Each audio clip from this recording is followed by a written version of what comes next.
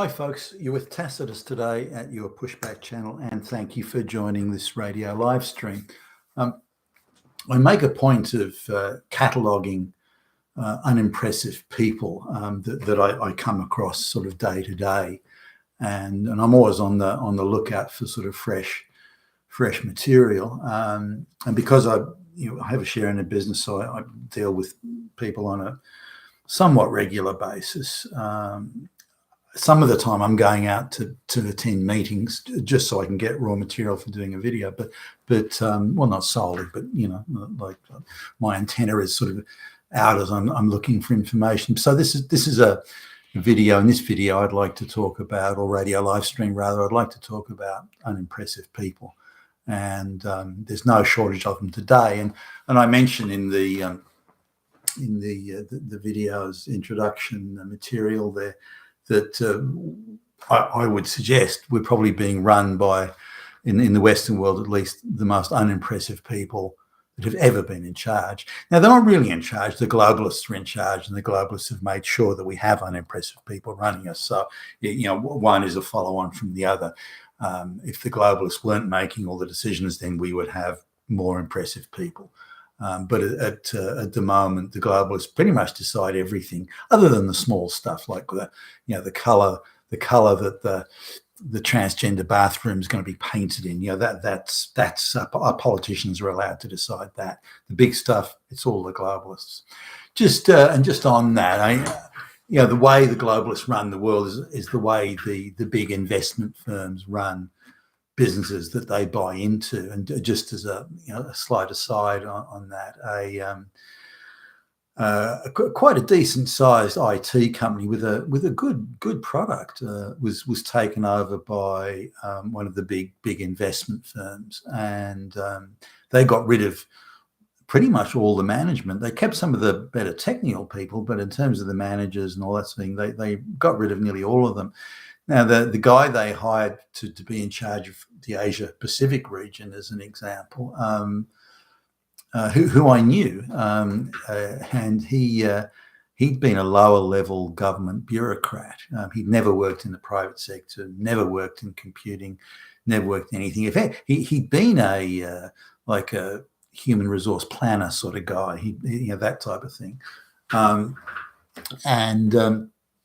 so they offered him the job of being in charge of this decent-sized division, in fact, quite large division of this international IT firm. As it so happens, the research and development division was also in his area. Now, he was paid less than $100,000 a year working in the public service, and he sounded and looked like a bureaucrat, and he had this, he's only a short guy, but he had this way of bowing his head when he spoke to you. So he would have been perfect for the guys, in the big financial firms. He was tame, he was under control, he wouldn't dare make a decision or do anything. So he was exactly what they wanted. So they appointed this non-entity. Now, I just assumed they'd pay him shit money.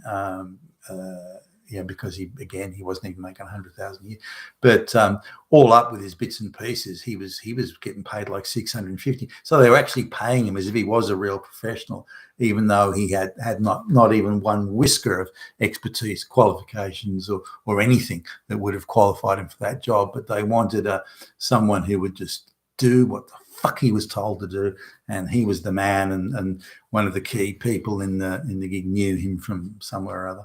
And so this guy explained it to me. So I was in the elevator with the guy from the big financial firm. I was in the elevator with him. We were going up to the such and such floor, and he said, do you want a job? The guy said, well, what sort of job? He said, well, I don't know anything about it. I can't do that job. Doesn't matter. I'll guarantee you a contract and so on. So the guy got a 3-year contract on $600,000 plus a year. I mean, he made more money in 3 years than he probably made in his fucking lifetime.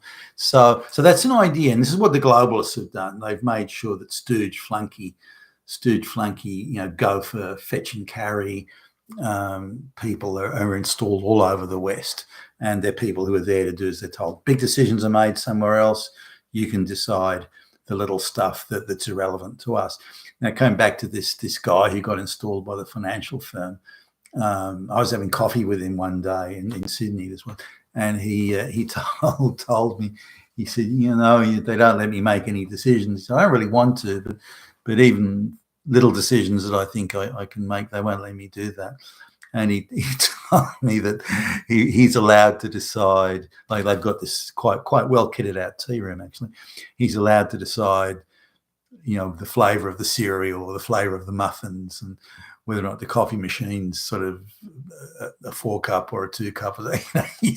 They let him make these tiny irrelevant decisions, how many paper clips get bought, and that sort of thing. So those are the only decisions he's allowed to make. And he's billed, or his title, as the Asia Pacific Chief Executive Officer, and he can't decide shit. And that's how the globalists are treating the West at the moment, and all the people around that are just being installed because they're useful and can be controlled and won't do anything off script. This could be Boris Johnson or Biden and his flunkies, Jacinda Ardern, Justin Trudeau. These are all, what's his face, Scholz in Germany, and so on. These are all people that maybe swan around in sharp suits and look like, hey, I'm in charge, I make the decision, I'm the chancellor, I'm the president. But they're not. They're flunky stooges on their knees, gobbling the globalists. So unimpressive people, because the globalists installed them, and because they don't have to make decisions or do the heavy lifting on policy, we've got this unusual array of unimpressive people. And again, I don't think there's ever been this many unimpressive people running so many countries at the same time. So anyway, I'm going down a road, and I saw a politician, or former politician. He used to be the mayor of one of the biggest county council and population size county councils in Australia. Big budget and everything. He was the mayor of that, and then got elected to a regional parliament. Now, he came, because he spoke slowly and sort of looked almost quizzically into the camera in the sound bites. He came across not necessarily as a moron, but more somebody who would see, all sides to the question and would consider it before answering. And so he came across that way, although I suspected he might be a moron, but nonetheless. I wasn't sure. So I was walking down the street, and he was walking along the other one. I clocked him, and I thought, I've got nothing to lose. I might as well ask him, I'm interested in your parliamentary career, and I'm thinking of a career in politics, which I'm not, by the way. But I wanted him to sit down and talk to me. I thought, I've got to. So he looked rather suspiciously at my phone when we sat down. And he kindly agreed, by the way. He was quite gracious. He looked rather suspiciously at my phone, so I switched it off in front of him so he could see it switched off, and then put it away in my pocket. So I didn't want him to feel constrained or concerned or defensive or anything like that. So so I was listening to him, and some of the big things he used to champion were things like that violence against women is an epidemic, and it's only committed by middle-class, degree-holding white men. No one else does it. The black guys don't do it. The Muslims don't do it. The Chinese, no one does violence against women except white, middle-class, well-educated men. They're the only ones, and they're the biggest threat to women. And so he claims. Now, that's the exact opposite of the truth and reality. The exact opposite of reality. So, but he used to push that around. Now, in reality, all he did was push globalist talking points, and whether these were talking points to that they're just part of the globalist script, or they were part of the globalist shtick to undermine and destroy and remove, take down Western society generally, destroy its confidence and faith in itself, that sort of thing. He was doing both, but that was it. He didn't stray outside of that. I don't recall, and if he did, he can't mention it, any policy initiatives he took that were for the betterment of the society or the nation or the people or anything like that. So he's into mass migration. White people are evil. White society is evil. White history is evil. He's a white guy. And so clearly a sort of lefty Marxist, and everything he came out with was sort of supported in that very Marxist style prose and Marxist style delivery that you get to spot after a while. And but the guy didn't. I don't think the guy is capable of an original thought. I don't know if he's ever had an original thought. He just parrots what other people have said to him. The globalist talking points, the lesbian academics who rave about violence against women and so on. It makes I queried it. Well, that seems unusual. Are you sure that it's only straight white men that are the baddies here? Oh yes, he said. Oh, they go home every night and beat their wives senseless. Oh, dead bodies everywhere. Hitler. Oh, and patently absurd things. Are patently absurd, but he stuck to them, and no amount of nudging or egging by me to say, well, do you think that it's maybe a bit more nuanced and complicated than that? Do you think? Have you heard there's a lot of violence amongst Indigenous Australian tribes? Do you think that might be an issue? No. And anyone who says that is a racist, bigot, fascist, Nazi. Oh, and he's off again. So I came away from that thinking the guy's a fucking moron. He is incapable of thinking through even issues of mild complexity. And somehow he was elected as the mayor, and then as a regional politician. I mean, he's going to, he's retired now, I think. But he's been, the NGOs use him as a consultant, and he's paid to that. He'll retire wealthy and in great comfort.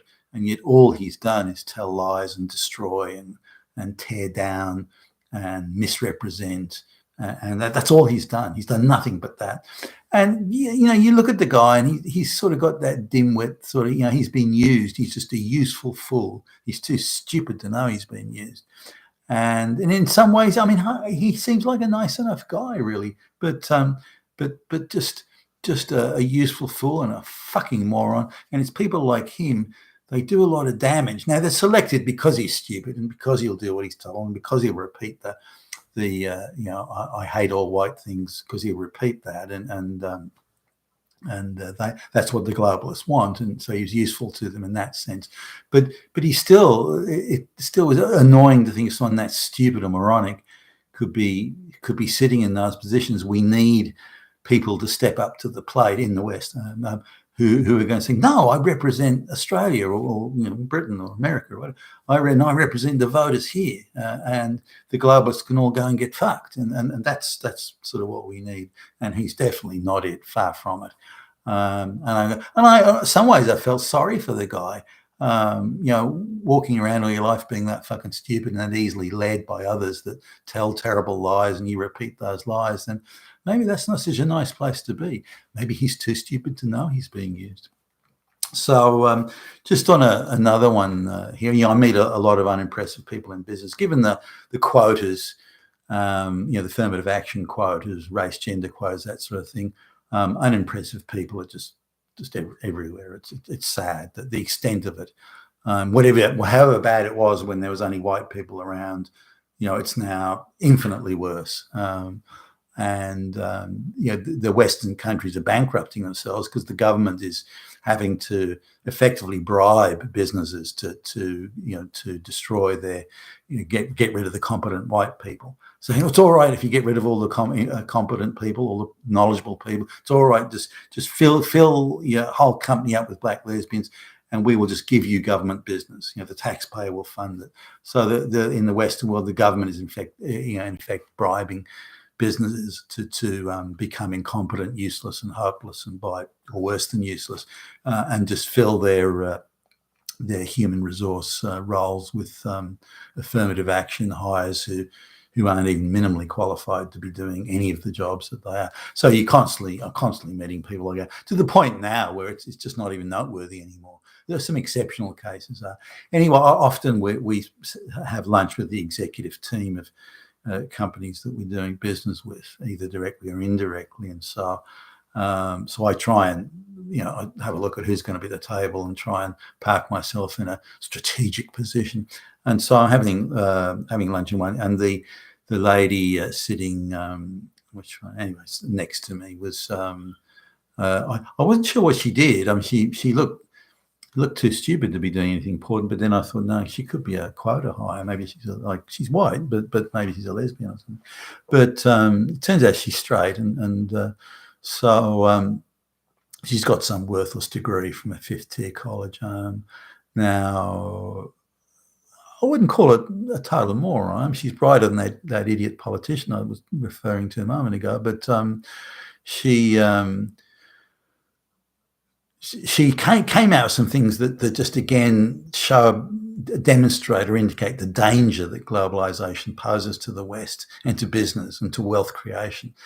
So it turns out she's the director of recruitment, reports to the executive vice president of HR or something. And so she's talking about the adverts, and because I tried to gently raise the issues of quotas and affirmative action, and she's completely on board with that. Those damn evil straight white fucking Nazi fascist white males, Hitler. We got to get rid of them and hire black lesbians and so on. So she's totally on board with that. Doesn't see that it's any commercial danger to the company at all. Anyone can do the jobs that the straight white males do. Anyone, regardless of where they're from, their skills, their expertise, their knowledge, their experience, anyone can do it. Any job that a straight white man does is a job that anyone can do. Anyone can do. And she firmly holds that view, which is an indication of what a naive little idiot she is. But I don't want to say things like that or challenge them too much, otherwise they clam up and don't talk. But she's talking about when they place adverts on the job boards, and guy said, with affirmative action and quotas, how can you advertise a job when you're predetermined it's going to go to a black lesbian, that sort of thing. So she says they give the job title, they never say what the job really involves, and they minimise it. If the job has any strict requirements, they don't put them there. And they always end the advert with that they have a commitment to hiring, non-white people and minorities and so on, and that they've already got 50% minorities and those sorts of things. And she said, we don't want to sort of put in the advert that there are high standards there, or it's going to be difficult to meet the high standards in order to get the job, because we want lots of black lesbians to apply. So we water that down, and so we get so we're not really telling people what the job criteria is.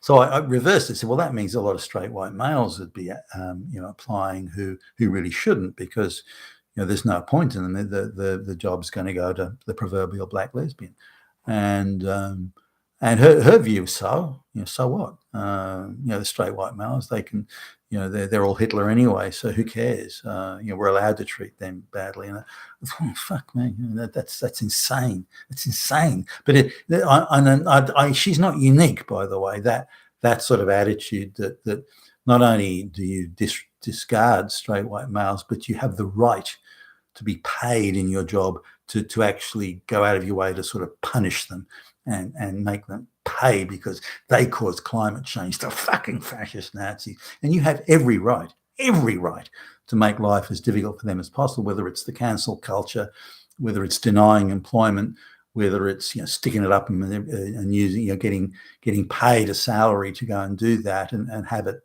as considered to be moral high ground that you're doing that, because really you're getting back at Hitler.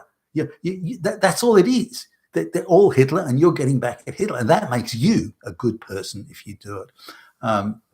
So now here's another meeting that I went to. This was sort of a complaint, I suppose. You get a certain style of complaint from quangos and things. They get a certain style of complaint where it's a signal that they want to wriggle out of their contract, that they don't want to be obligated, and they're legally obligated. They don't want to be obligated to the terms of the contract. They want to wriggle out of it, and they're trying to find a way of doing it. Now, you have to be careful when things get to this stage, because one of your subcontractors could be there, and suddenly the the brown woman comes running along screaming, "Oh, he tried to rape me," and then you've got to deal with that. And don't put it past these people to try that on if the amount of money in question is big enough. They'll do it. So you have to be a little cautious there, and you can't have everyone running around with a body cam or something to protect them. But anyway, that didn't happen here, incidentally. But we turned up for the meeting. Now, it was a pretty sort of heavy meeting. Here were the owners of the business turning up, so we assumed we'd meet the directors and the decision making level of people, and it was that level of person that had sort of invited us to the meeting, or someone claimed to be acting on their behalf had called us in for the meeting. So we turned up and find there was a rather swarthy and brown Southeast European there, recent arrival, very heavy accent, you could barely understand. Former communist country, I would think. Bulgaria, somewhere around there, and almost looking Turkish. They were quite swarthy, and two. There's some from the subcontinent and somebody from, I don't know, another Asian country, possibly China, I suppose. But none of them spoke English. No, actually, it wouldn't have been China. None of them spoke English particularly well, and the Indian had arrived, recently, very recently. So she'd arrived in Australia completely unqualified and had walked straight into a job with this quanga. Now, I don't know how much she's getting paid. And then after we'd started, a black person came in who came from somewhere in Africa but had been living in a refugee camp for a while. Again, brought to Australia and walked straight into a job. Now, here's a third world. I mean, this is the craziness of this. This is someone who's lived in a rural African village. No electricity, no running water, no toilets. No lights to switch on, nothing. An absolute living out in the middle of nowhere, illiterate third world country. No concept of it. Then she's gone. There's some civil war or something there, famine and civil war, and she's gone to live in a refugee camp. So everything's been provided. And so she's lived in the refugee camp for a number of years. The refugee camp runs lessons and classes and all sorts of things to turn her into a little Marxist, but don't teach her any useful skills and don't teach her proper English or anything like that. So she's in the camp for years. She could come out with pretty good English and maybe even the equivalent of a junior high school education, given the time she was there. But instead, they're filling her head full of stuff. If you're going to go to the white countries to claim what's yours, those white devils stole it all from you. Why do you think you used to live in a little grass hut in the middle of nowhere with none of these things that the white people have? It's because they stole everything from you. They are fucking thieves. They stole it all. That's why you lived like that. That's why you don't have all the things that they all, the reason you haven't got a skyscraper in your little shanty village is because white people took it. They took the whole skyscraper, just picked it up and moved it, took it away from you. So they're filled with these stories, and the activists are just crawling all over these refugee camps. So she comes in with this massive chip on her shoulder. She doesn't think she's been given a great opportunity by coming to a rich white country. No. She's been brought here because these white people stole everything from her. She's only coming to the white countries to get back what was hers in the first place. She doesn't have to show any gratitude. Damn white devils. So she comes in the room afterwards. I don't know, she'd be early 20s, I suppose. And again, what little English she speaks is heavily accented. So we've got maybe the Bulgarian woman. I'm guessing she's Bulgarian. I don't know. The Bulgarian woman would be maybe 30, if that. And then one of them left when the other one came in, and then the black girl and the brown girl. So that's the thing. Both of whom are pretty much fresh off the boat. And they're the ones that we, as the owners of the business, have been designated to me. See, this is part of a global shtick. This is designed to humiliate us, designed to show we're in charge here, and you straight white boys may think you're important and big time, but we can make you talk to a 21-year-old bimbo from the subcontinent who's just arrived and comes from some village in the middle of nowhere. We can, and she has the power to tell you what to do and do. And I see this as part. You don't just. I wouldn't dream of treating someone. It wouldn't even enter my head. If the reverse was the case, and the director from the Quango was coming up, the reverse being they were coming to see us. Then I wouldn't dream of having a junior person, meet them or greet them or talk to them. Or it wouldn't even enter my head for a minute. They're senior people, they have responsibilities, and no matter what I may or may not think of them personally, the position they hold is worthy of respect. I should accord them respect, courtesy, and hospitality.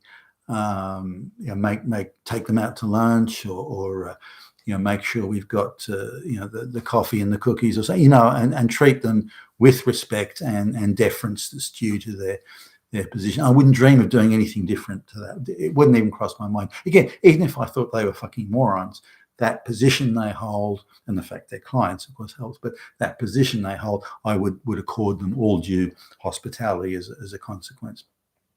Completely different. We had these three very junior amateurs who had no decision-making authority. The Bulgarian woman figured she was a hot shit and had the power to say no, of course. But it was embarrassing and cringeworthy to sit in that room. And you have to now, because you're there, you can't just go and walk out, or they accuse you of being a racist or something. So you have to go through with it and smile and nod and try and be as pleasant as you can. In spite of what I would view as behaviour that's tantamount to a provocation, but we worked through that.